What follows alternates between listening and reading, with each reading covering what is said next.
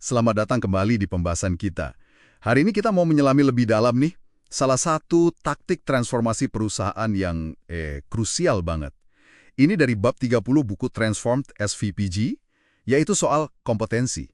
Keahlian inti yang wajib ada di Product Operating Model. Misi kita kali ini, nyebongkar apa sih kemampuan spesifik, bukan jabatannya ya, yang bikin tim produk itu unggul. Iya, betul sekali. Buku ini kan nenggesin ya, transformasi itu bukan cuma ganti struktur doang, tapi lebih ke membangun kapabilitas baru di orang-orangnya. Nah, model operasi produk ini kan geser decision making ke tim produk langsung. Jadi, ya butuh skill set yang beda banget dari model lama. Ini inti taktik transformasinya. Oke, kita sering dengar istilah kayak product manager, designer, tech lead. Tapi coba kita bedah yuk, kompetensi kunci di balik jabatan itu apa aja? Mulai dari product manager dulu deh. Apa nih tanggung jawab inti mereka yang beda di model ini? Wah, ini fundamental banget sih perannya.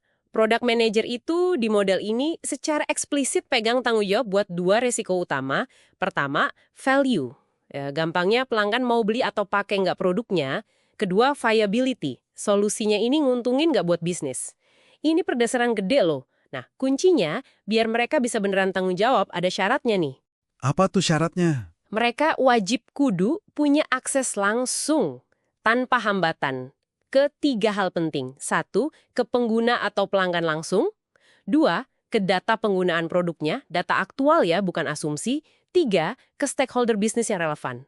Menarik. Jadi akses ini bukan sekedar nice to have gitu ya, tapi benar-benar pondasi biar tanggung jawab soal value dan viability itu bisa jalan. Kalau nggak ada akses itu, gimana mau nuntut mereka kan? Susah pasti. Persis. Tanpa akses itu, ya kayak kerja tapi tangannya diikat sebelah gitu loh. Susah mau bangun empati ke pengguna, susah mau paham dinamika bisnisnya, susah juga bikin keputusan pakai data beneran. Dan seringnya nih, tantangan dapetin akses ini tuh bukan teknis, tapi politis di dalam perusahaannya. Oke, paham. Sekarang kita geser ke product designer. Banyak yang masih mikir ini tugasnya cuma bikin cantik tampilan aja. Gimana mau Denny lihat kompetensi mereka? Jauh lebih dari sekedar estetika.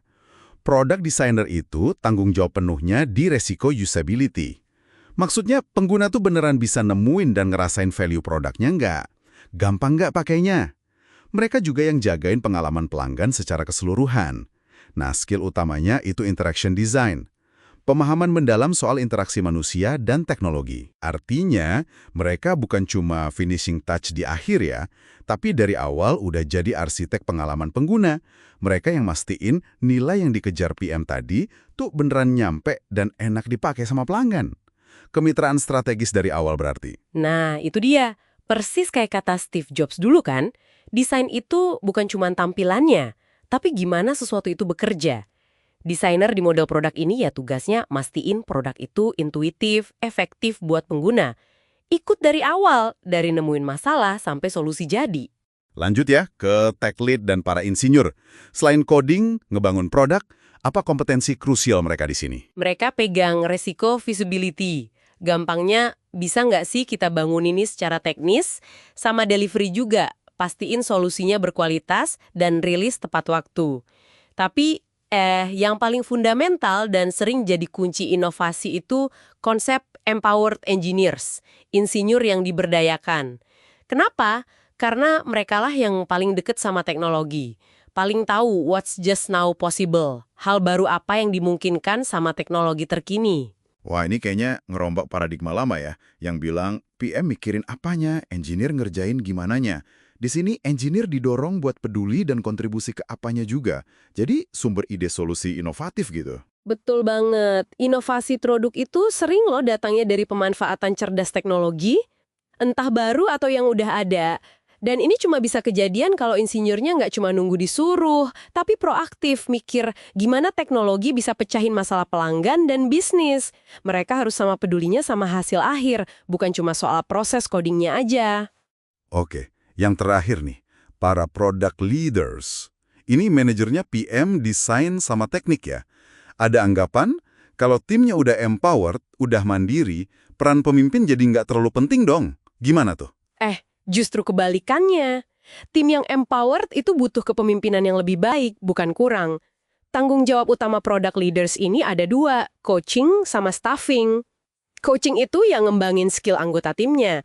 Staffing itu mastiin orang yang tepat ada di tim yang pas. Fokusnya di pengembangan kapabilitas tim. Oh, jadi pemimpin di sini lebih kayak coach sama enabler ya, bukan yang ngatur-ngatur detail kerjaan atau ngasih perintah terus. Mereka tugasnya nyiapin tim biar punya kemampuan dan arah yang jelas buat sukses. Tepat sekali. Selain coaching dan staffing itu, mereka juga yang kasih konteks strategis. Visi produknya gimana, strateginya apa, target bisnisnya apa. Biar tim bisa bikin keputusan taktis sehari-hari yang pinter dan sejalan sama tujuan besar perusahaan. Kepemimpinan kayak gini nih yang bisa numbuhin tim yang beneran berdaya. Jelas banget ya. Jadi inti dari transformasi model operasi produk ini, seperti yang ditekankan di bab 30 itu, yang membangun kompetensi-kompetensi baru ini secara mendalam. Di setiap peran kunci tadi, ini bukan cuma soal ganti bagan organisasi, tapi naikin level kemampuan fundamentalnya. Dan satu hal penting nih buat Anda ingat pas nanti coba nilai organisasi Anda sendiri. Fokusnya itu bukan nyari kesempurnaan di tiap orang ya, tapi lebih ke apakah mayoritas tim Anda itu udah nunjukin dan ngejalanin kompetensi-kompetensi ini. Nilainya harus lebih dalam dari sekedar lihat jabatan formal di kartu nama. Nah, sebagai penutup, ini ada pertanyaan buat refleksi Anda. Dari 4 area kompetensi kunci yang kita bahas tadi, manajer produk, desainer produk, pimpinan teknis, dan pemimpin produk, mana yang menurut Anda paling menantang buat dikembangin di organisasi Anda sekarang? Dan coba pikirkan, kenapa gap di area itu bisa jadi risiko paling gede buat suksesnya transformasi Anda? Sampai jumpa di pembahasan kita berikutnya ya.